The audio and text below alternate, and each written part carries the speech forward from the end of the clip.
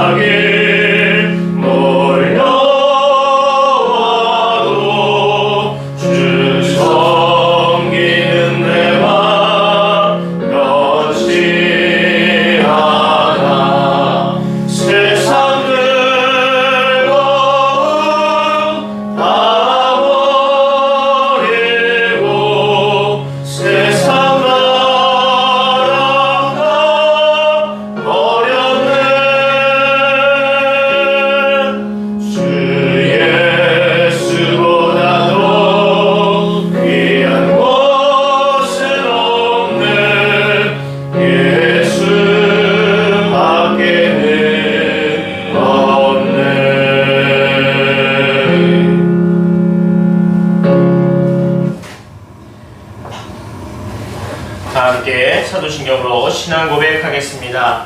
전능하사 천지를 만드신 하나님 아버지를 내가 믿사오며 그 외아들 우리 주 예수 그리스도를 믿사오니 이는 성령을 잉태하사 동정녀 마리아에게 나시고 본디오 빌라도에게 고난을 받으사 십자가에 못 박혀 죽으시고 장사한 지 사흘 만에 죽은 자 가운데서 다시 살아나시며 하늘에 오르사 전능하신 하나님 우편에 앉아 계시다가 저리로서 산자와 죽은 자를 심판하러 오시리라. 성경을 믿사오며 거룩한 공회와 성도가 서로 교통하는 것과 죄를 사여 주신 것과 몸이 다시 사는 것과 영원히 사는 것을 믿사옵나이다. 아멘. 성경 찬송은 1장입니다.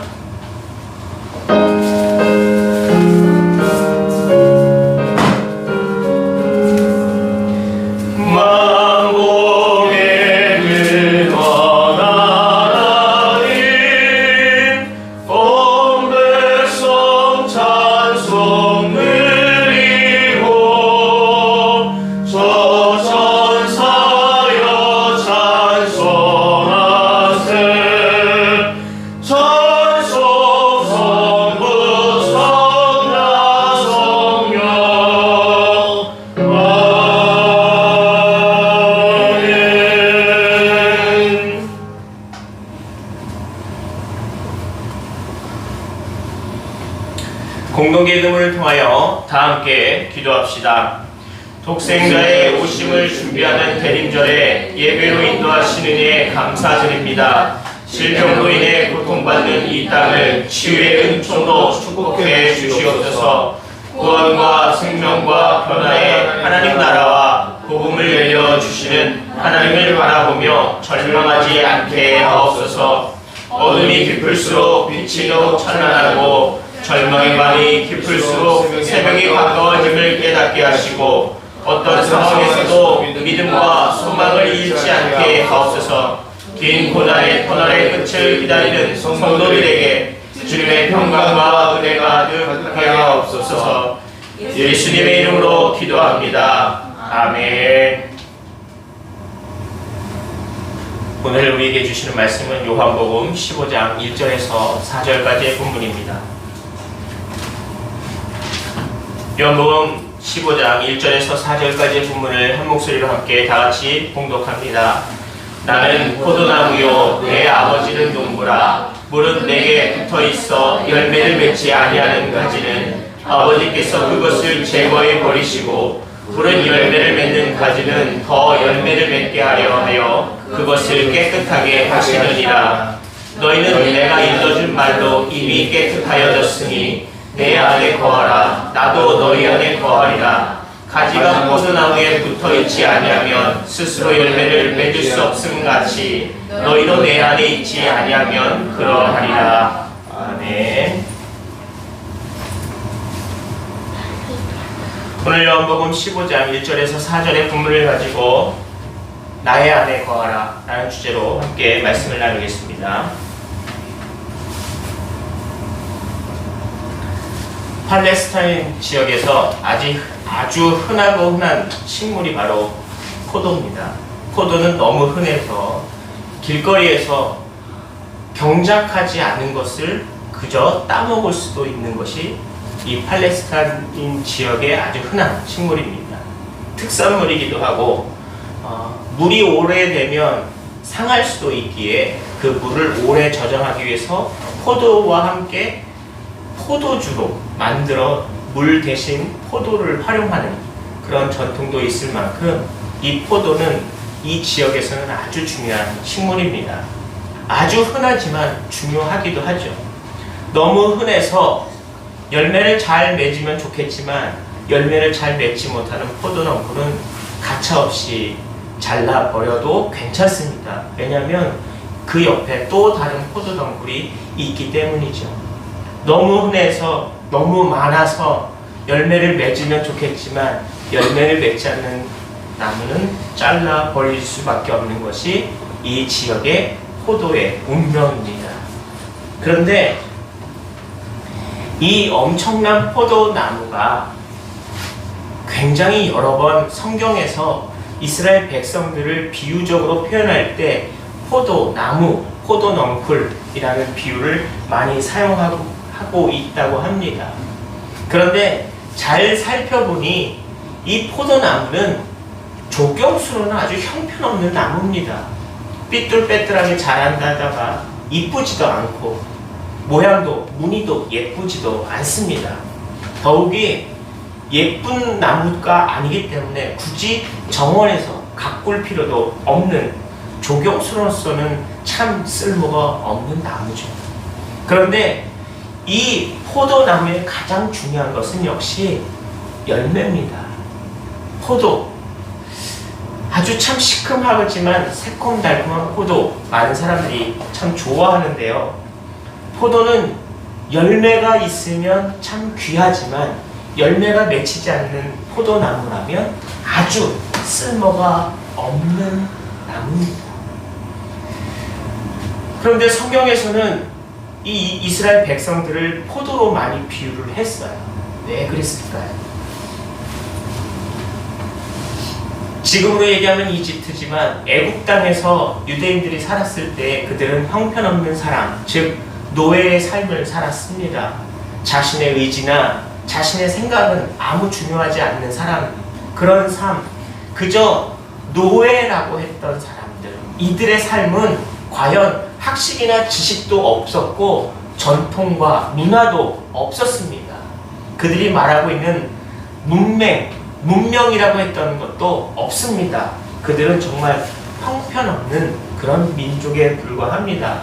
그럼에도 불구하고 그들이 꿈을 꿀 수 있게 되었던 것은 아브라함을 통해서 하나님과의 언약을 맺은 백성이었기 때문입니다. 그래서 그들을 선민이라고 했죠. 형편없는 노예, 아무짝에도 쓸모없는 사람들, 하지만 그들은 선민이라고 했습니다. 노예가 아니고 말입니다. 그들에게는 하나님의 자녀가 되는 은혜, 바로 열매를 맺을 수 있는 특권을 받았기 때문에 그들은 형편없는 민족이 아니라 하나님의 선민으로 바뀐 삶을 살 수 있게 되었다는 의미입니다. 그럼에도 불구하고 유대인들은 참으로 매 순간마다 하나님을 외면하고 하나님께 충격적인 것을 선사하기도 했죠. 그들은 끊임없이 우상 숭배를 했고 끊임없이 그들은 하나님을 배반했습니다. 그리고 끊임없이 그들은 형식주의에 초점을 맞추어서 예배를 통하여 하나님께 영광을 돌리기보다는 예배의 격식을 차리는 데 급급한 나머지 예배의 정성을 드리는 것을 잊어버리기 시작했습니다. 그들의 삶은 참으로 형편없는 민족으로 바뀌어가고 있습니다. 그런데 참 보잘것없는 그 유대인들 가운데 어쩌면 너무 초라해서 아주 보잘것없을 것 같은 하찮은 인생 한 사람이 나타나게 되죠. 예수. 그는 아주 형편없는 민족에 태어난 사람입니다. 아주 형편없는 민족이죠. 가진 것도 없고 기록에 의하면 예수라는 분은 학문적으로 좋은 교육을 받은 사람도 아닙니다. 지금으로 얘기하면 박사학위 하나도 없습니다.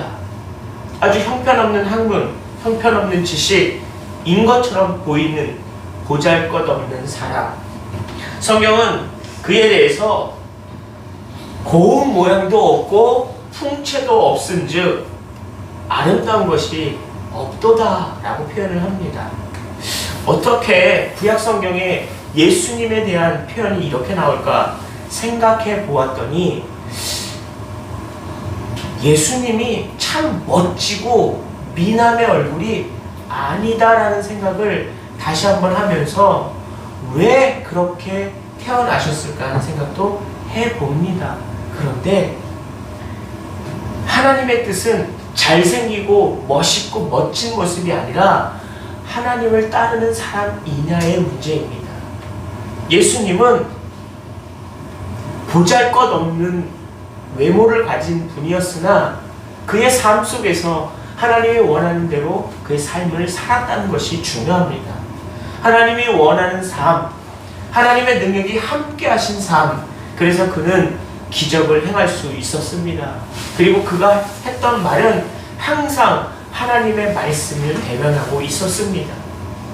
보잘것없는 그의 외모와 상관없이 그가 하고 있는 행동과 그가 하고 있는 말들은 다 주님께로부터 온 귀하고 복된 말씀이었다는 사실을 우리는 기억해야 할 것입니다. 우리가 가진 것 무엇이 있겠습니까? 우리도 사실은 형편없는 그런 사람일 수도 있습니다. 성경은 우리에게 죽은 나무에 대한 이야기를 꺼냅니다.